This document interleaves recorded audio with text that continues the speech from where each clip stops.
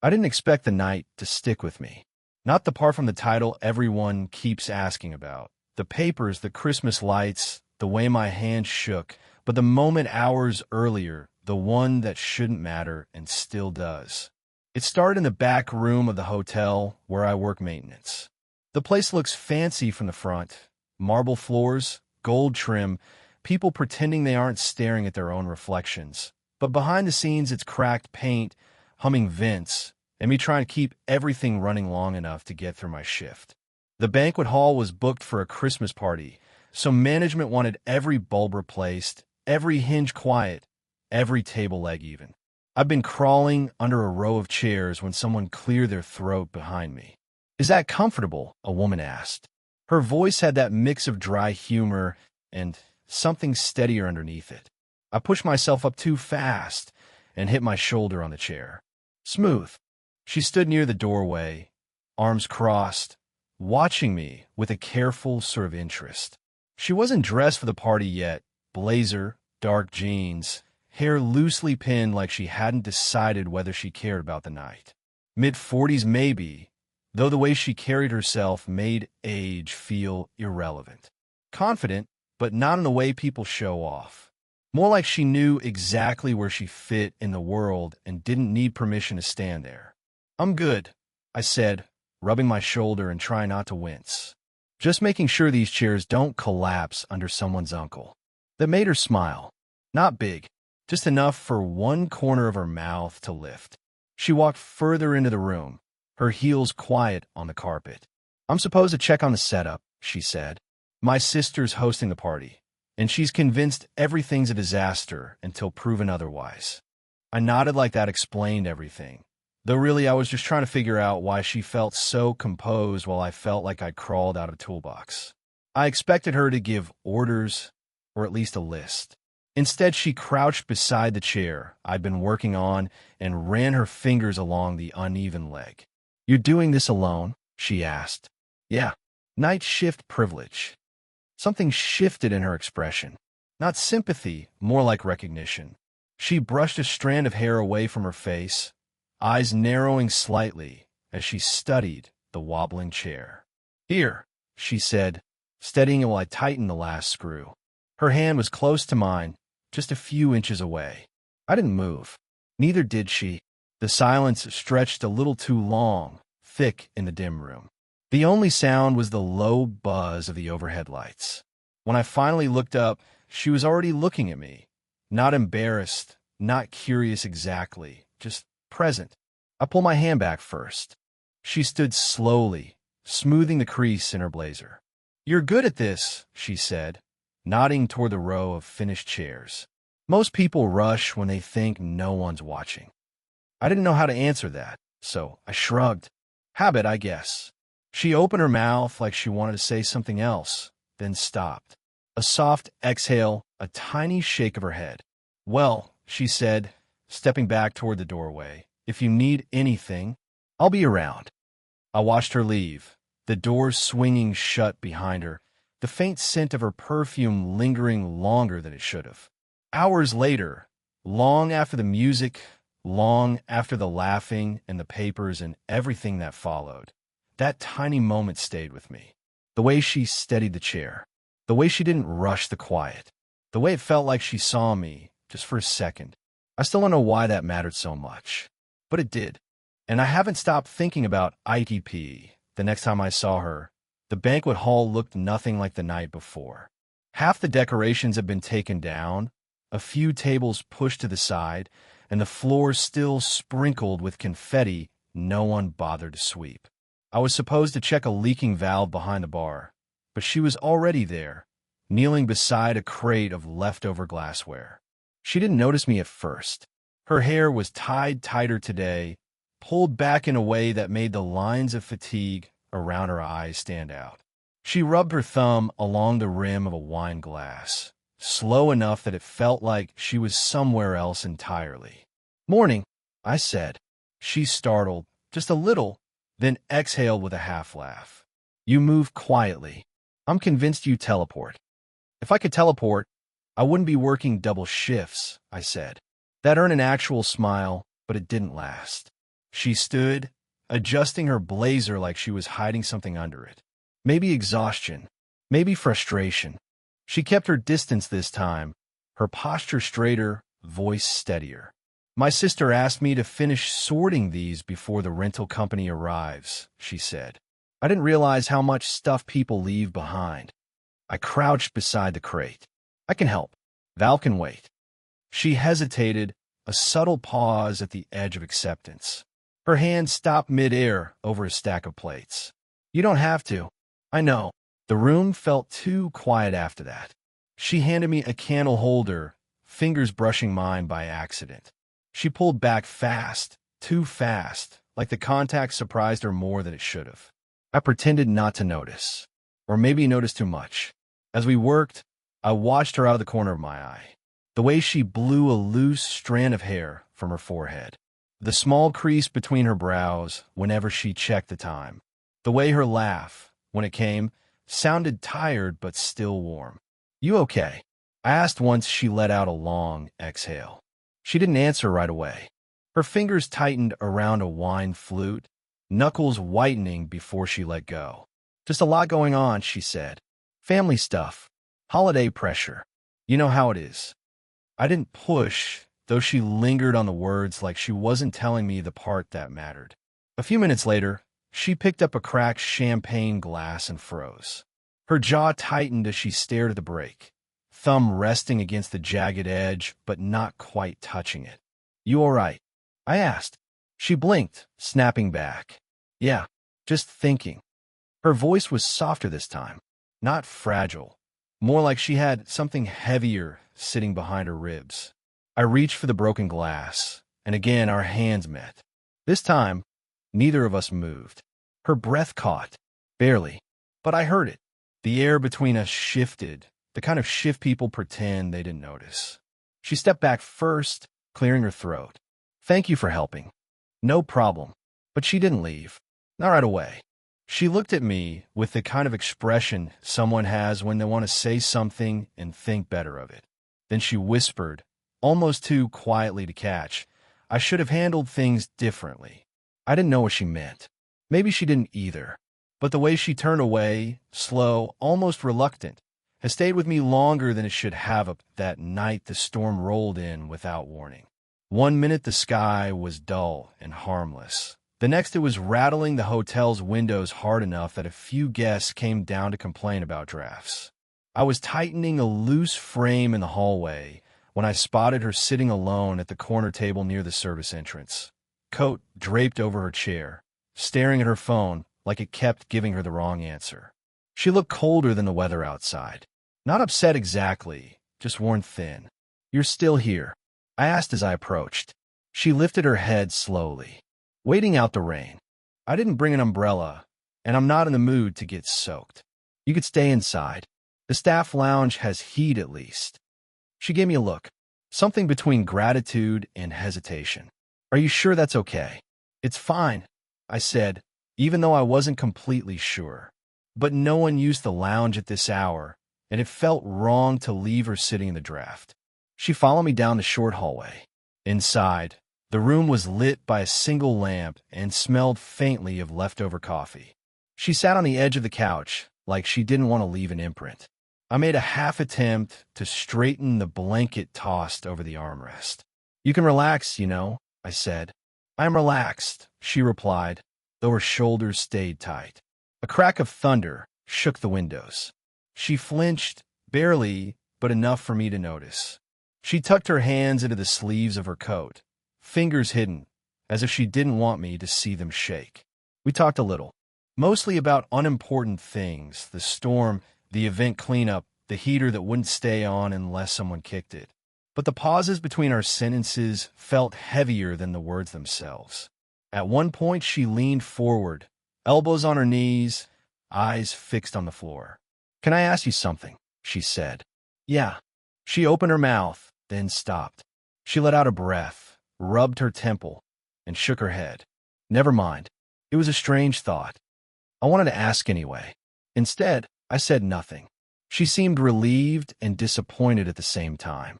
Her phone buzzed on the cushion beside her. The name on the screen, lit up for a second before she grabbed it too quickly for me to read. She rejected the call without a word. "Everything okay?" I asked. She kept her gaze on the blank screen.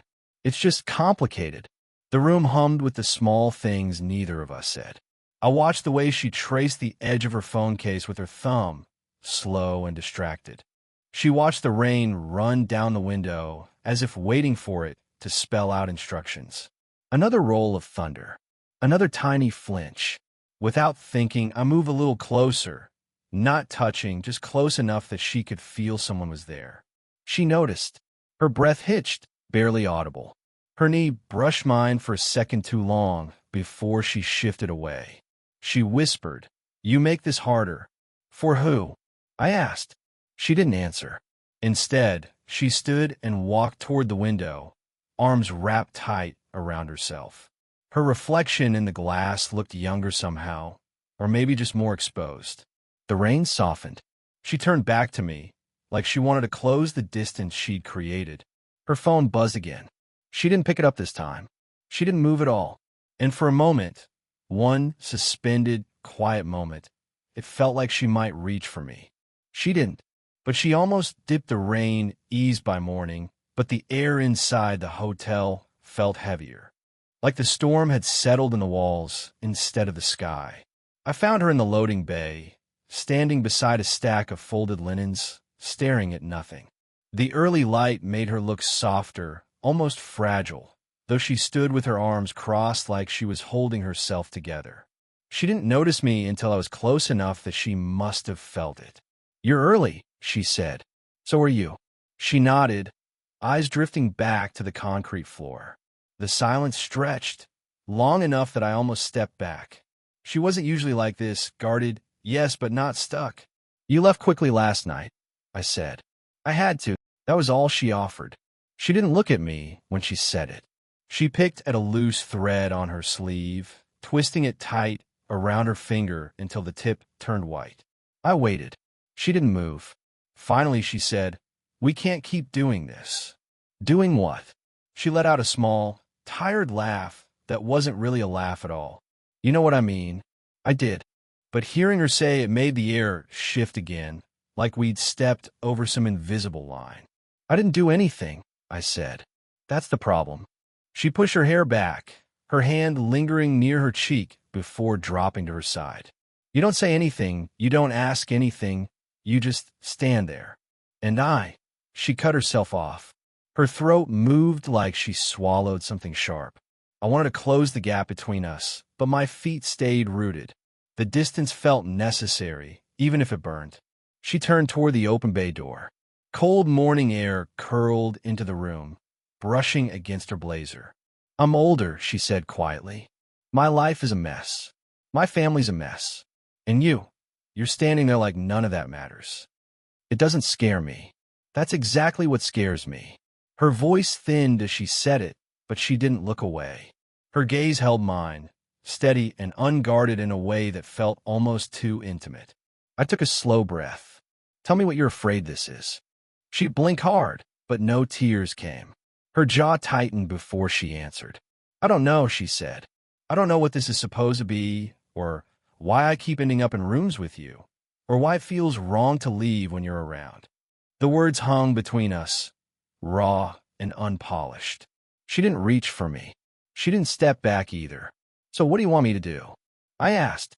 She let out a shaky breath, hand brushing her forehead. "I want you to stop looking at me like I'm someone you're waiting for." Her voice cracked on the last word, just a little. I didn't know what expression crossed my face, but she saw something there because she let out an unsteady exhale and whispered, "Please don't make me explain why that hurts." The shift came the next afternoon, quiet enough that anyone else would have missed it. I was repairing a jammed service elevator half inside the metal shaft when I heard footsteps behind me. Slow ones, hesitant ones. Her voice followed. "Do you have a minute?" I pulled myself out, wiped my hands on my shirt, and nodded. She looked different, not put together, not guarded, more like she'd spent the morning arguing with herself and lost. She held her phone, but didn't seem to remember she had it. Her thumb kept pressing the side button, lighting the screen, then letting it go dark again. I didn't sleep, she said. I didn't know if she meant it as a confession or an apology. She handed me the phone. I didn't take it at first. Something about the way she offered it, straight arm, no eye contact, made it feel heavier than it looked. Just read it, she said. I took the phone. A voicemail transcript filled the screen. Not long, maybe 15 seconds. The name at the top wasn't one I recognized, but the words, asterisk, I saw the photos from last year's party. You look happy. I am glad. I know I wasn't the man you needed. I hope someday you forgive me. Merry Christmas. Asterisk, I swallowed. Who? She shook her head quickly. You don't have to ask. She took the phone back and held it against her chest like she needed the pressure to stay upright. We were married for 12 years, she said. He left 2 weeks before Christmas. No warning. No conversation. Just gone. She exhaled through her nose and tried to smile, but it wavered. I spent the next year trying to pretend I didn't miss him. I didn't say anything. She didn't need me to. You remind me of him, she finally whispered. That hit harder than anything she'd said before. I felt something shift in my chest, something I didn't have a name for yet. Ow! She looked up then, not at my eyes, but at my mouth, like she was trying to anchor herself on something steady. The way you listen, she said.